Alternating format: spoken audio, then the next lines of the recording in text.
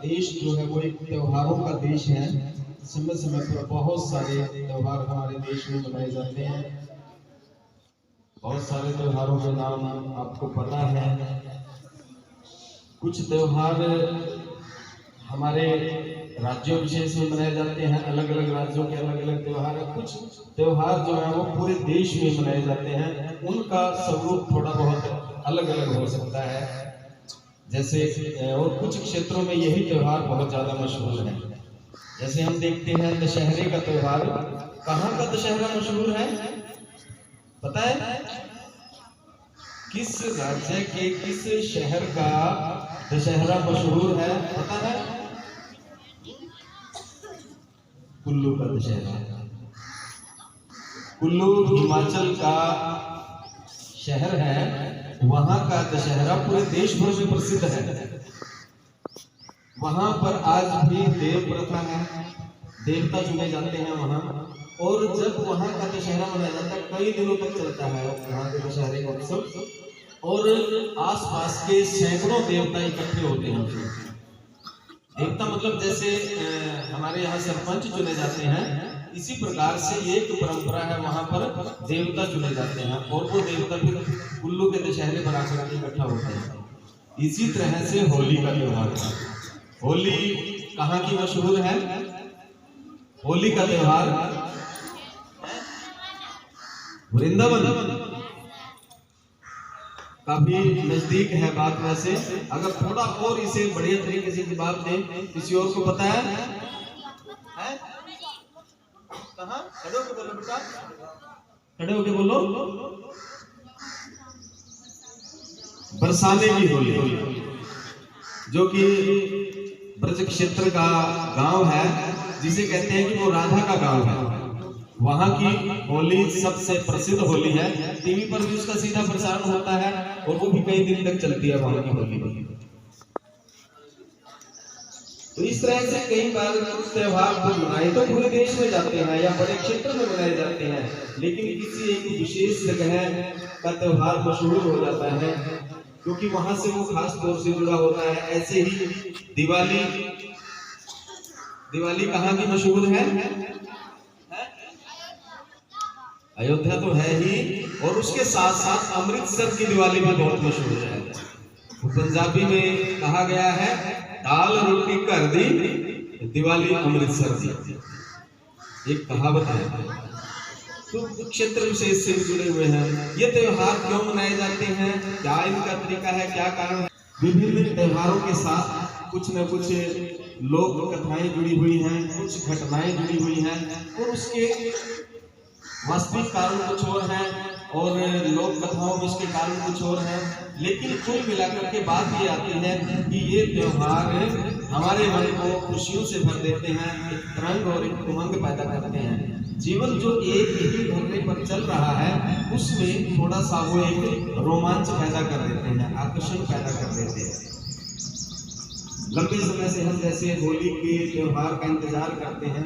कहते हैं कि पुराने समय में जो पौराणिक कथा है, ये जो पौराणिक कथाएं हैं, ये किसी न किसी शिक्षा को समेटे हुए होती हैं और इसीलिए इनको किसी एक विशेष दिन से जोड़ दिया जाता है ताकि लोग उस कहानी को याद करके उसके पीछे जो शिक्षा छिपी हुई है, उस शिक्षा को आत्मसात कर सके, सीख सके। होली के साथ कौन सी कथा जुड़ी हुई है जानते हैं आप बच्चे? कौन सी जुड़ी है बेटा? होली का दहन। कहते हैं कि प्राचीन काल में ये एक पुरानी कथा है। हिरण्यकश्यप नाम का एक राजा था और उसका बेटा प्रहलाद था जो ईश्वर की भक्ति करता था, और हिरण्यकश्यप को ये मंजूर नहीं थी बात, और वो उसे बहुत सारी यातनाएं देता है अपने ही पुत्र को। और फिर उसकी बहन जो होलिका थी, जिसे कहते हैं कि आग में जलने का वरदान प्राप्त था, उसे आग में लेकर के बैठ जाती है और अपेक्षा के अनुरूप नहीं होता, उसके उलट होता है।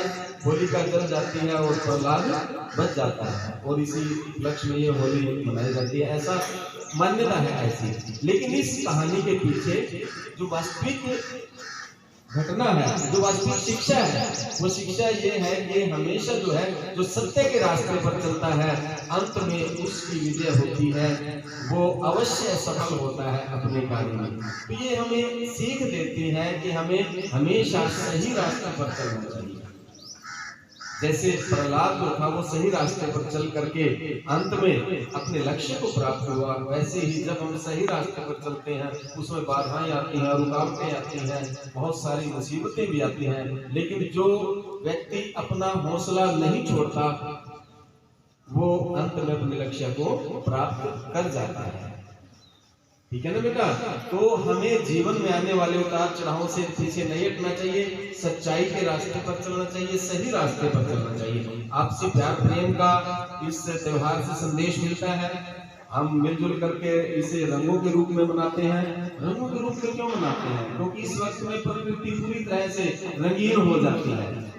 आज तो रासायनिक रंग आ रहे हैं बाजार में। प्राचीन काल में लोग फूलों से रंग तैयार करते थे, पौधों से रंग तैयार करते थे। कहीं ढाक के फूल खिले होते हैं केसरिया रंग के। ढाक जानते हैं, इसे पलाश भी कहते हैं, केशुक कहते हैं। देखा है ढाक? अच्छा, अभी अगले महीने तक उसके फूल आपको देखने को मिलेंगे कहीं ना कहीं सड़क किनारे के। उससे विशेष तौर से रंग तैयार किए जाते हैं। आपके विद्यालय में अलग अलग प्रकार के फूल खिले हैं, जिनसे रंग भी बनते हैं और बहुत सारी चीजों से रंग बनते हैं। तो ये रंगों का त्योहार था। कुछ दिनों बाद फसल पक करके तैयार होती है, किसान अपनी फसलों को देख करके झूम उठते हैं और खुशी में फाग के रूप में, होली के रूप में इन त्योहारों को मनाते हैं। तो बहुत सारे और दूसरे कारण हैं। और हमारे शरीर में नए खून का संचार होता है, नई ऊर्जा का संचार होता है। तो उस प्रसन्नता को व्यक्त करने के लिए, क्योंकि सर्दी की मौसम खत्म हो जाती है और ऐसा मौसम आ जाता है सुहावना मौसम। तो जो तरंग है वो तरंग किसी एक विशेष दिन इकट्ठा होकर के इसको हम मनाते हैं, सेलिब्रेट करते हैं। तो ये ऐसे कई कारण हैं जिससे कि ये होली का त्योहार मनाया जाता है। तो मैं आप सबको यही संदेश देना चाहूँगा अपने विद्यालय के, अपने अध्यापक साथियों की तरफ से, कि इस त्योहार को खुशी खुशी मनाएं, साफ सुथरा और पवित्रता से मनाएं। आपसी प्यार प्रेम भाईचारे का संदेश लेकर के त्योहार आते हैं, तो इनमें हम बढ़ावा करें, किसी की भावनाओं को ठेस न पहुंचाएं। गलत रंगों का इस्तेमाल नहीं करना है, रासायनिक रंगों से बचना है, क्योंकि वो हमारे चमड़ी को, हमारे शरीर को नुकसान पहुंचाते हैं, है ना। बिल्कुल सुरक्षित होली आप सब ने मनानी है। और कई बार इसमें हम कुछ जैसे बच्चे कीचड़ का और दूसरी चीजों का प्रयोग कर लेते हैं। ऐसे प्रयोगों से, ऐसी चीजों से बचना है। बढ़िया तरीके से हम रंगों से इस त्योहार को मनाएं। ठीक है बेटा?